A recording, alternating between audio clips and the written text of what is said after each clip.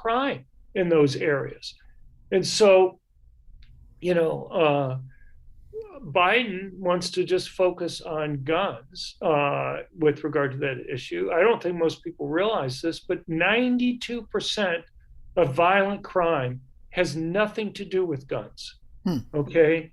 Less than 8% has something to do with guns. And so, you do the same things to reduce gun violence that you do to reduce any type of violent crime.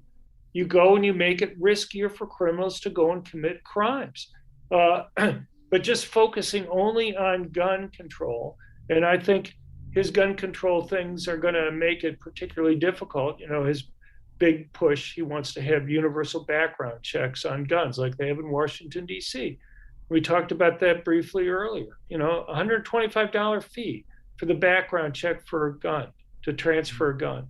Who does he think he's going to primarily stop from being able to go and own guns for protection? Not me, okay? But people who are poor, who are likely to be victims of violent crime in these urban areas. And so, to me, it's not surprising about Judge Jackson there. She's been a public defender for much of her career before she became a judge. They, of course, tend to be relatively liberal in terms of sentencing. And, it shows up in her actual sentencing and beyond, so like there's 7 child pornography cases where she went well below the minimum suggested penalty from the Sentencing Commission.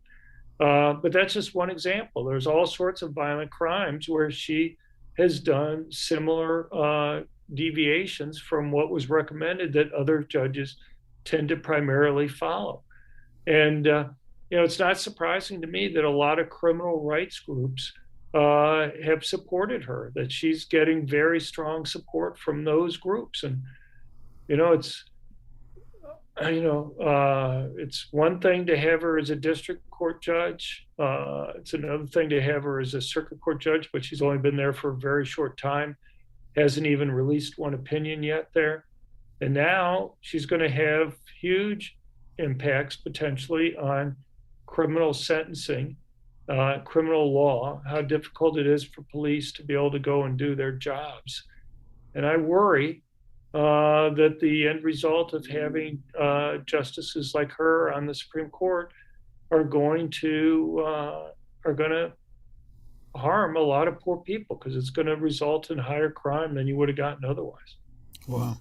Folks, this is Book Talk with Corbin. I'm your host. Go to my website, booktalkwithcorbin.com, and you'll see my prior interview with Dr. Lott. And, of course, we'll have this one posted. Dr. Lott is obviously a brilliant scholar, if you listen to him. And he's published 10 books, including More Guns, Less Crime, and Gun Control Myths. Go to the website, crimeresearch.org, to get those books. It's very, very important we reread these kind of books. And speaking as a person who lives in a high crime area, I deeply appreciate many of the things he's just said, because he's spot on. He's absolutely spot on. Doctor, I hope we can do this again sometime.